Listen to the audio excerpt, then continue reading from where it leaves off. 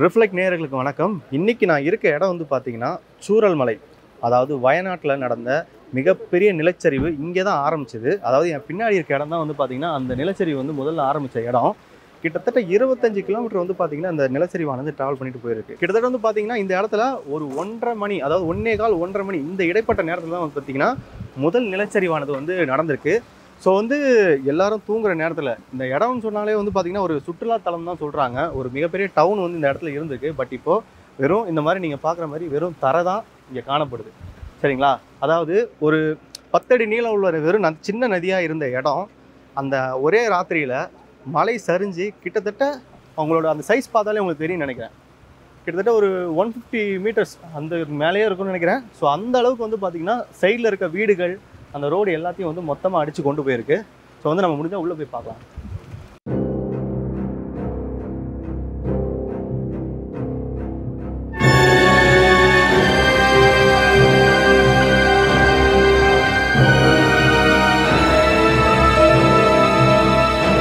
ஆக்சுவலாக வந்து பார்த்திங்கன்னா அந்த நிலச்சரிவில் ஓரம் இருந்த நிறைய வீடுகள் வந்து பார்த்திங்கன்னா மொத்தமாகவே சேருக்கடியில் போயிருக்கு. ஸோ அப்படி இருக்கும்போது சில வீடுகள் வந்து பார்த்திங்கன்னா இன்னும் அந்த சேருக்கடியில் தான் இருக்குது. ஸோ அதை போய் நம்ம கிட்ட போய் பார்க்கலாம். இந்த ஷட்டர், இந்த கடைகளை பார்த்தாலே தெரியும் எந்த அளவுக்கு வந்து பார்த்திங்கன்னா சேருங்கிறது வந்து உள்ளே போயிருக்கு. ஸோ வந்து அந்தளவுக்கு வளைஞ்சு கிடக்குது. வெறும் குப்பைகளும் சேறுகள் மட்டும்தான் இந்த இடத்துல இருக்குது. ஸோ இந்த அடையாளங்களை பார்க்கும்போது இந்த அளவுக்கு வந்து பார்த்திங்கன்னா அந்த நிலச்சரிவோட சேர்கள் வந்து இருந்திருக்குன்னு நினைக்கிறேன். சார் வணக்கம் சார். வணக்கம், பேர் பண்ணேன். ஓகே, உங்கள் வீடு எங்கே சார் இருக்கீங்க? இதுதான் வீடு. ஓகே, அன்றைக்கி நைட்டு என்ன நடந்துச்சு? அன்றைக்கி நைட்டு சொன்னால் ஒரு 3:30 மணிக்கு மழை தொடங்கிடுச்சு. ஓகே, மழை சரியான மழை வந்துச்சு. அப்போ இங்கேருந்து ஆர்வி இன்ஃபர்மேஷன் தரல. ஓகே, இன்ஃபர்மேஷன் தந்துருந்து அங்கே மாறி இருப்போம். ஓகே, இன்ஃபர்மேஷன் தர இங்கே இருந்தோம். ஓகே, ராத்திரி ஒரு 1:10 டைம். ஓகே, எங்களுக்கு சாப்பிட்டு படுத்தனால தூக்கமாயிடுச்சு. Okay, 1:10 time. 1:10 டைமுக்கு பயங்கரமாக சவுண்டு வந்துருச்சு. ஓகே, சரி என்னப்பா அதுன்னு சொல்லிட்டு பார்க்கல, தண்ணி வந்துட்டு இருந்துச்சு. தண்ணி வருது, பின் மரம் வந்துட்டு இருந்துச்சு. சரி எல்லாத்தையும் எழுப்பி ரோட்டுக்கு வந்துடலாம் அப்படின்னு சொல்லி இந்த ரோட்டுக்கு வந்தோம். இந்த ரோட்டுக்கு வந்தோடனே அடுத்தது பார்க்கல வண்டி, பைக்கு, காரு, மரம் எல்லாமே வருது. பாடி எல்லாமே வந்துட்டு இருக்கு, லைவாக வந்துட்டு இருக்கு. ஒரு டார்ச் தான் இருக்கு. அந்த பக்கம் இந்த பக்கம் இதுக்குள்ள ஒரு ஆள் இருந்தது, இதுக்குள்ள ஒரு ஆள் வந்துட்டார். அவர் வந்துட்டாரு. அந்த பக்கம் நம்ம தமிழ்நாடு பேர் 2-3 பேர் இருந்தாங்க. அவையிலும் வந்துட்டாங்க, வெளியே வந்துட்டாங்க. எல்லா கையெல்லாம் பிடிச்சி தூக்கி கொண்டு வந்து மேலே வந்துட்டோம். சரி சொல்லி கொஞ்சம் நேரம் ரெஸ்ட் எடுக்கலாம் அப்படின்னு சொல்லி அங்கே உட்காந்துட்டு இருந்தோம். என்ன வரும் எனக்கு ஒன்றும் தெரியல, எங்கே போகிறது ராத்திரியில் எல்லாம் போச்சு, உட்காருக்க இடம் இல்லை. சரி நீ பார்க்கலாம் கொஞ்சம் நேரம் வெடியிட்டோ அப்படின்னு நினச்சிருந்தோம். அப்படி உட்காந்து 2:45 ஆயிடுச்சு. 3 மணிக்கு வீண்டு உடஞ்சிருச்சு. மறுபடியும் உடஞ்சிருச்சு. உடஞ்சுங்காட்டி அது பயங்கரமாக சொண்டு போம்பு ஒரு நாப்பில் கும் கும் கும் கும் கும்னு வந்துச்சு. சரி இங்கே இருக்க வேண்டாம், ஓடிடலாம் அப்படின்னு சொல்லி நாங்கள் ஓடிட்டோம். எல்லாம் ஓடி அங்கே ஒரு ஃபாதர் வீடு இருந்துச்சு. 1 கிலோமீட்டருக்கு அந்த பக்கம் மாதிரி ஓடிட்டோம். ஃபாதர் கிலோமீட்டர் ஓடி ஃபாதரோட வீடு இருந்துச்சு. அங்கே போய் அங்கே இருந்துட்டோம் விடிய வேற. இப்போ இங்கே தங்கி இருந்த யாராவது உயிர் போயிடுச்சு. பக்கத்து வீட்டுக்காரருக்கு பின்னாடி ஒரு வீடு இருக்குது.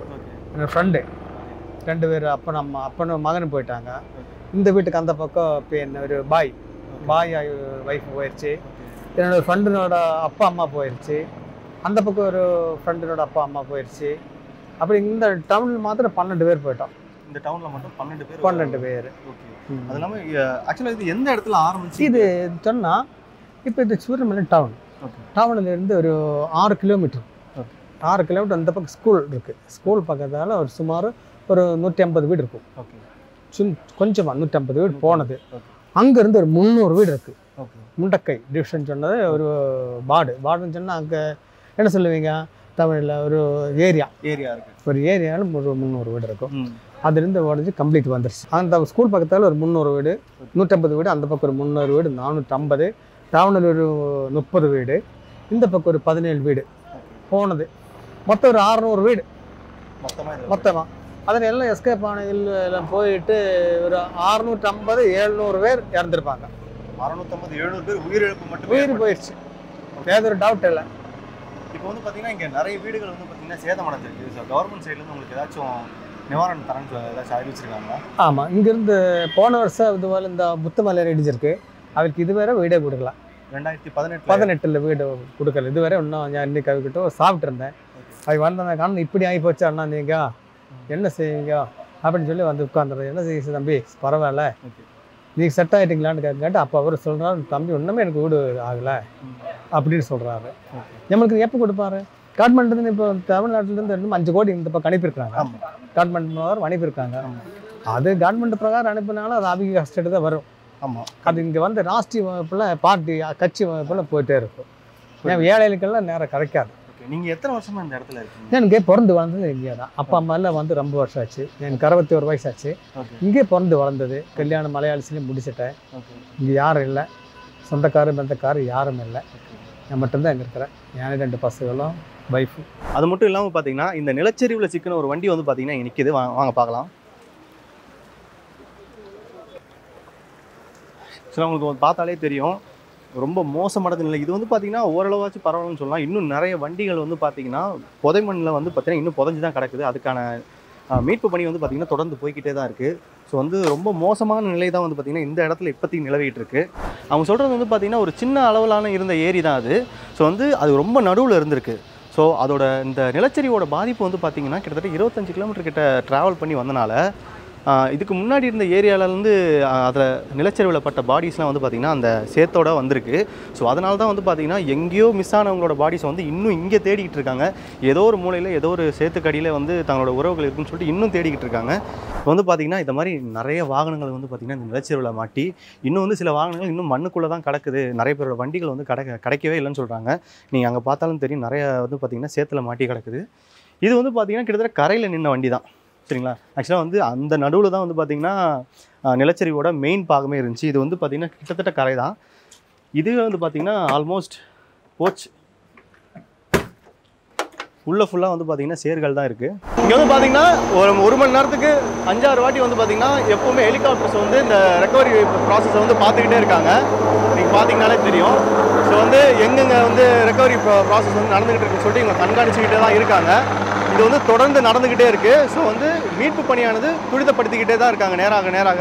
இப்போ வந்து பார்த்திங்கன்னா பாதிக்கப்பட்ட சில வீடுகள் வந்து பார்த்திங்கன்னா நம்ம உள்ளே போய் பார்த்தோம். அது வந்து பார்த்திங்கன்னா ஒரு 2-3% தான் பாதிப்புன்னு தான் சொல்ல முடியும். ஆனால் மெயினாக வந்து பார்த்திங்கன்னா இந்த இடத்துல வந்து பார்த்திங்கன்னா ஒரு பெரிய டவுனே இருந்திருக்கு. அந்த டவுன் வந்து பார்த்திங்கன்னா இப்போ வெறும் சேரும் சகதியுமாக மட்டும்தான் இருக்குது. ஸோ மொத்தமாக வந்து வாஷ் அவுட் ஆகிருக்கு. ஸோ அந்த இடத்த வந்து இப்போ நேரில் போய் பார்க்கலாம். இப்போ நீங்கள் பார்த்துட்டு இருக்க பிரிட்ஜோட பேர் வந்து பார்த்திங்கன்னா பெய்லி பிரிட்ஜ். இந்த இடத்துல வந்து பார்த்திங்கன்னா ஆல்ரெடி ஒரு பிரிட்ஜ் இருந்துச்சு. ஸோ இங்கே ஏற்பட்ட மிகப்பெரிய நிலச்சரிவில் வந்து பார்த்திங்கன்னா அந்த பிரிட்ஜ் மொத்தமாகவே தண்ணியில் அடித்து செல்லப்பட்டுருச்சு. ஸோ அப்படி இருக்கும்போது வந்து பார்த்திங்கன்னா மீட்பு பணிகள் வந்து ரொம்பவே தாமதமாச்சு. ஏன்னா பிரிட்ஜ் இல்லாதனால அந்த சைடில் இருக்க வந்து மக்களையோ யாரையுமே வந்து பார்த்திங்கன்னா இந்த சைடு கொண்டு வர முடியல. ஸோ இந்த சைடில் வந்து பார்த்திங்கன்னா நிவாரண பொருட்களும் சரி, டாக்டர்ஸ் எல்லாமே இந்த சைடு தான் இருந்திருக்காங்க.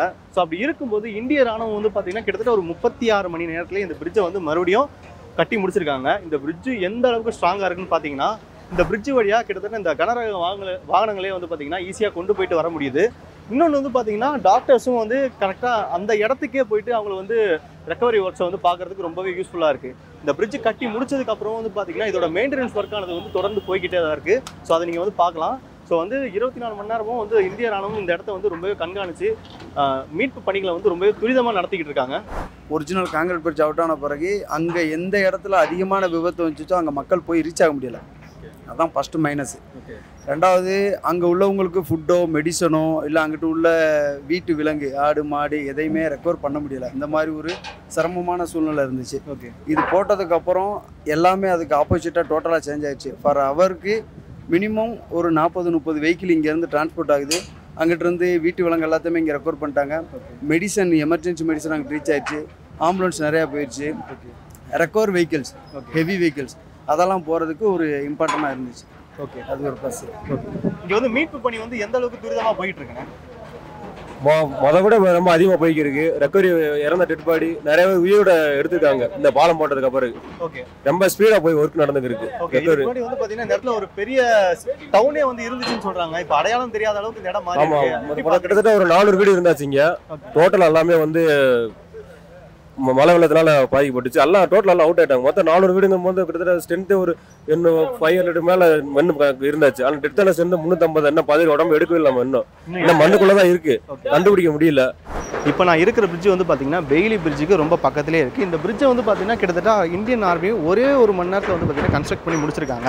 ஆக்சுவலாக இது கன்ஸ்ட்ரக்ட் பண்ணதுக்கான காரணம் வந்து பார்த்தீங்கன்னா மீட்பு பணி செய்கிறவங்கள வந்து பார்த்தீங்கன்னா அந்த சைடு போயிட்டு தங்களோட பணிகளை செய்கிறதுக்காக வந்து துரிதப்படுத்துறதுக்காக இந்த பிரிட்ஜை வந்து கட்டியிருக்காங்க. மற்றபடி வந்து ஆம்புலன்ஸு, கனரக வாகனங்கள் எல்லாம் வந்து பார்த்தீங்கன்னா இந்த மெயின் பிரிட்ஜ் வழியாக போயிட்டு வந்துட்டுருக்கு. ஸோ வந்து நம்ம அந்த சைடு போயிட்டு எந்த மாதிரியான மீட்பு பணிகள் வந்து நடக்குதுன்னு பார்க்கலாம். ஸோ நீங்கள் பார்த்தாலே தெரியும், இங்கே வந்து பார்த்தீங்கன்னா எக்ஸ்கவேட்டர் இதெல்லாம் வச்சு பார்த்தீங்கன்னா அந்த மண்களை வந்து அப்புறப்படுத்தி மீட்பு பணி வந்து நடத்திக்கிட்டு இருக்காங்க. ஸோ இந்த இடத்துல இருக்க சேறு வந்து பார்த்தீங்கன்னா கிட்டத்தட்ட ஒரு 6 அடி 7 அடிக்கு வந்து பார்த்தீங்கன்னா சேறு மட்டுமே கலந்துருக்குன்னு சொல்கிறாங்க. ஒரு மீட்பு பணியாளர்கிட்ட பேசும்போது அவரும் சொன்னார், ஒரு இடத்துல வந்து குச்சியை வச்சு குத்தும்போது கிட்டத்தட்ட அந்த குச்சி உள்ளே போயிடுச்சு, ஒரு ஆளை விட அதிகமான சேறு வந்து இந்த இடத்துல இருக்குன்னு சொல்கிறாங்க.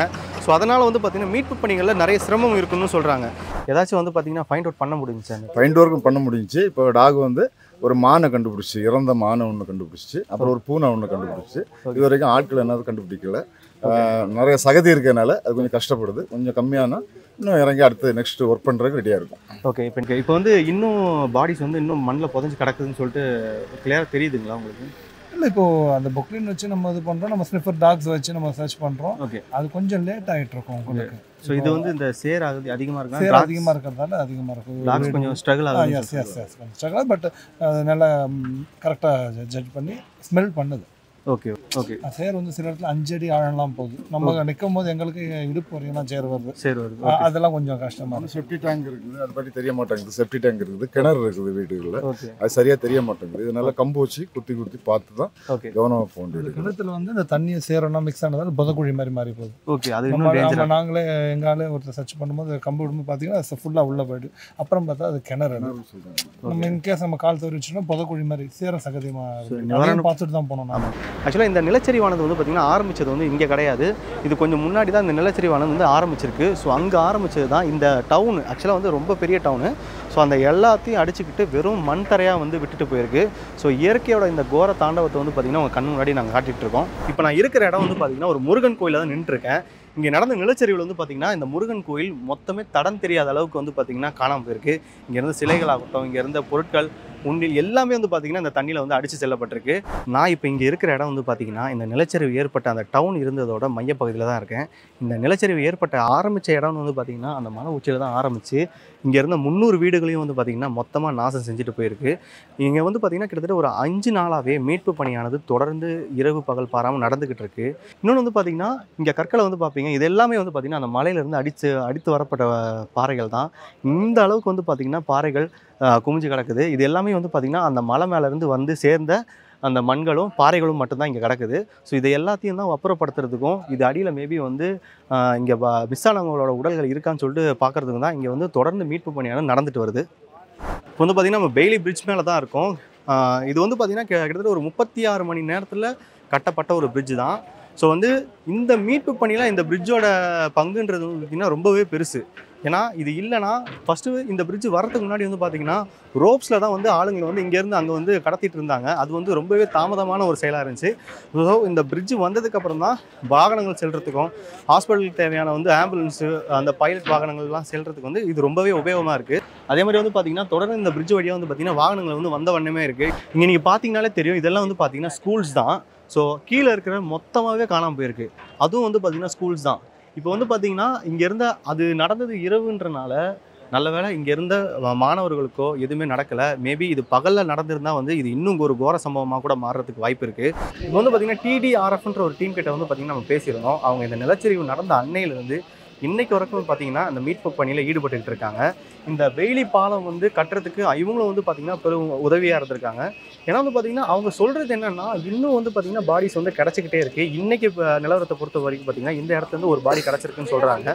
மற்றபடி வந்து பார்த்திங்கன்னா கை, கால் இந்த மாதிரி சின்ன சின்ன உடல் பாகங்கள் மட்டும்தான் அவங்களுக்கு வந்து பார்த்திங்கன்னா மண்ணிலேருந்து கிடச்சிட்ருக்கு. ஒரு முழு பாடி வந்து கிடைக்கிறது இப்போ ரொம்ப கஷ்டமாக இருக்குன்னு சொல்கிறாங்க.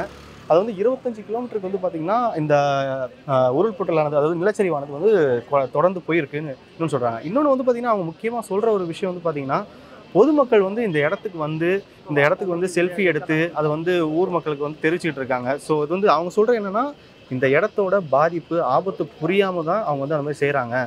ஸோ வந்து இதுக்கு முன்னாடி வந்து பார்த்திங்கன்னா மீட்பு பணியில் இருந்த ஒரு குரூப் வந்து பார்த்திங்கன்னா இன்னொரு இடத்துல அவங்க மீட்பு பணியில் ஈடுபட்டு இருக்கும்போதே வந்து பார்த்திங்கன்னா மண் சரிவு ஏற்பட்டு அவங்க வந்து ஆபத்தில் முடிஞ்சிருக்கு. ஸோ அந்த மாதிரி ஆபத்து இருக்கிறனால ஸோ பொதுமக்கள் வந்து பார்த்திங்கன்னா இந்த மாதிரி இடத்துக்கு வந்து செல்ஃபி எடுக்கிறது, ஃபோட்டோ எடுக்கிறது, இந்த மாதிரி வந்து ஆக்டிவிட்டிஸ் வந்து கம்மி பண்ணிக்கிறது நல்லதுன்னு சொல்லிட்டு அவங்க வந்து அவங்க சைடில் வந்து தெரிவிக்கிறாங்க. മനസ്സിലാക്കാണ്ട് ஸோ അവർക്ക് നിങ്ങൾ എന്താ പറയുന്നത്? ഒന്നുമില്ല, ഇത് നമ്മൾ ഈ ഡിസാസ്റ്റർ ടൂറിസം എന്ന് പറയുന്ന നിലയിലേക്കാണ്. ഇവിടെ വരിക, എത്തിയിട്ട് സെൽഫി എടുക്കുക, എന്നിട്ട് ഞാനിവിടെ എത്തിയെന്ന് നാട്ടുകാരെ അറിയിക്കുന്ന ഒരു ടൂറിസം മൈൻഡിൽ കാണുന്ന ചില ആളുകളുണ്ട്. അവരുടെ വരവ് നമുക്ക് വലിയ അപകടങ്ങൾ ഉണ്ടാക്കുന്നുണ്ട്, വലിയ പ്രയാസങ്ങൾ ഉണ്ടാക്കുന്നുണ്ട്. ഇപ്പോൾ ഈ ആർമി നിർമ്മിച്ചിട്ടുള്ള പാലത്തിൻ്റെ ചുമതല നമുക്ക് ആളുകളെ കടത്തിവിടുന്നതിലൊക്കെ പോലീസിനൊപ്പം ഞങ്ങളാണ് സഹായിക്കുന്നത്. അപ്പോൾ ഈ പാലത്തിലേക്കൊക്കെ കൃത്യമായി ആളുകൾ ഇടിച്ചു കയറി വരികയാണ്. അവർക്ക് പാലത്തിൽ വന്ന് ഒരു സെൽഫി എടുക്കണം, അതൊന്ന് പോസ്റ്റ് ചെയ്യണം, ഞാനിവിടെ എത്തിയെന്നുള്ളത് അറിയിക്കണം. ഈ നിലയിലാണ് പല ആളുകളുടെയും പ്രവർത്തനം. അതിൽ നമ്മൾ ഒരു ജാഗ്രത പുലർത്തേണ്ടതുണ്ട്. ഈ നാടൊന്നാകെ നെഞ്ചു പൊട്ടി നിൽക്കുകയാണ്. അവർ ഉറ്റവർ ഉടയവർ ഇന്നിപ്പോൾ ഞാനൊരു അഭിമുഖം കൊടുത്ത ഒരു JCBയുടെ പിന്നെ ഇവിടേക്ക് എത്തിച്ച് നൽകിയ ഒരാൾ, അയാൾ പോലും വിങ്ങിപ്പൊട്ടി പോവുകയാണ്. മാക്സിമം എൻ്റെ സുഹൃത്തുക്കളാണ് നഷ്ടപ്പെട്ടിരിക്കുന്നത്. സുഹൃത്ത് മാത്രമല്ല, ഞങ്ങളൊരു കുടുംബമായിട്ട് കഴിഞ്ഞാൽ അല്ലെങ്കിൽ പിന്നെ ഞങ്ങളവിടെ ഭവനത്തിൽ ചെന്ന് ഭക്ഷണം കഴിക്കുക, ഞങ്ങൾ എന്ത് കാര്യമാണെങ്കിൽ പ്രയർ വിഷയം ഉണ്ടെങ്കിൽ ഞങ്ങളോട് പറയുക, ഞങ്ങൾ അങ്ങോട്ട് പറയുക. ഹിന്ദു, ക്രിസ്ത്യൻ, മുസ്ലിം അങ്ങനെ വേർതിരിവില്ലാതെ സ്നേഹത്തോടെ സംസാരിച്ചിരുന്ന കുടുംബങ്ങളാണ് മാക്സിമം പോയിരിക്കുന്നത്. ഇപ്പോൾ ഇവിടെ രക്ഷാപ്രവർത്തന പണികളൊക്കെ കറക്റ്റായിട്ട് പോകുന്നുണ്ട്. രക്ഷാപ്രവർത്തനം നല്ലോണം യാതൊരു തടസ്സവും കൂടാതെ നല്ലോണം അവരെ കൊണ്ട് കഴിയുന്ന അത്രയും മാക്സിമം ഒരു വർക്ക് ചെയ്യുന്നുണ്ട്. இன்னும் கிட்டானுள்ள பாடிகள் குறை உண்டுன்னு வந்து പറயணும். இப்போ வந்து நம்ம பார்த்து பேசினது இந்த ஏரியாவில் இருக்க ஒரு சர்ச் ஃபாதர் தான். இந்த சம்பவம் நடக்கும்போது அவர் வந்து இந்த ஏரியாவில் இல்லைன்னு சொல்கிறாரு, வெளியூரில் இருந்திருக்காரு. பட் வந்து அவரோட நண்பர்கள் நிறைய பேர் வந்து பார்த்திங்கன்னா இந்த நிலச்சரிவில் மாட்டி இறந்து போயிட்டதாகவும் சொல்கிறாரு. அது வந்து பார்த்திங்கன்னா இப்போ வந்து அவரோட நண்பரோட சில பாடி மட்டும்தான் கிடச்சிருக்கு, மிச்ச பாடி எதுவுமே கிடைக்கல.